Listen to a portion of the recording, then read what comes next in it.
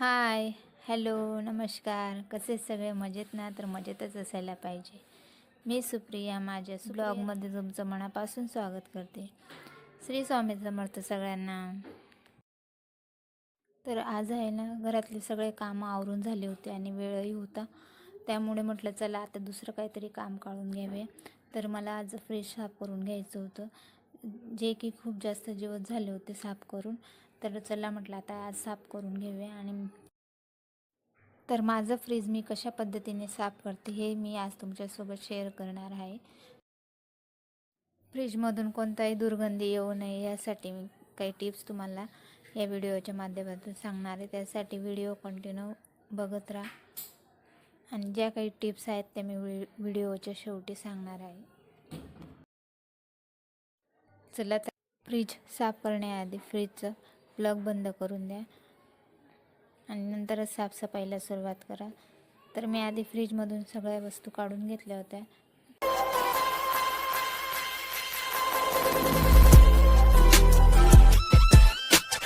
एका भांड्यात आणि 1 चमचा बेकिंग सोडा असं मी टाकून घेतलं पाण्यामध्ये आणि व्यवस्थित मिक्स करून घेतलं.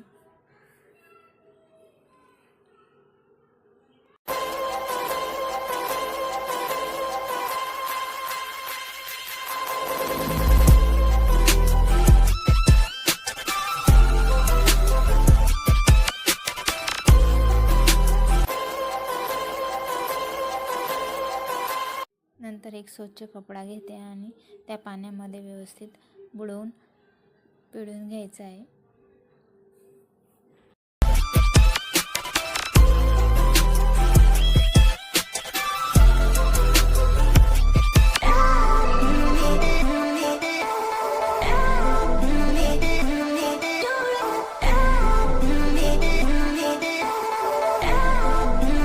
आणि ह्याच लिक्विडचा वापर करून मी आतून आणि बाहेरून फ्रीज व्यवस्थित पुसून घेतलं.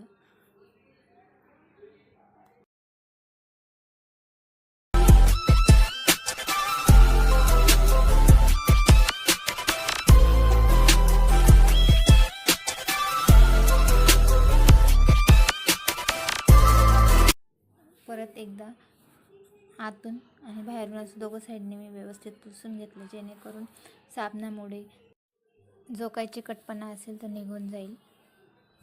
आणि अशा पद्धतीने मी बाहेरून आणि मधून दोघं साईडने व्यवस्थित स्वच्छ क्लीन करून घेतलं.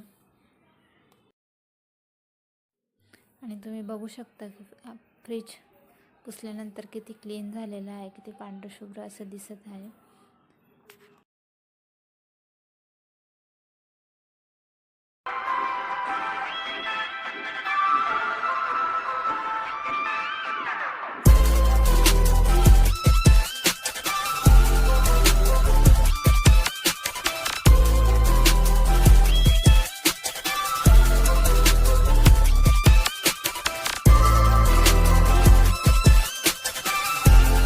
नंतर फ्रीज छान क्लीन करून झालेलं होतं, म्हणून मी सगळ्या सेट करण्यासाठी घेतलं होतं.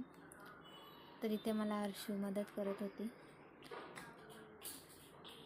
फ्रीज साफ करण्याआधी मी शेल्फ वगैरे घासून ठेवले होते आणि ते आता छान सुकले पण होते. तर हर्षू मला ते पुसून देत होती आणि अशा छोट्या मोठ्या कामांमध्ये तिची मला मदत होतच असते.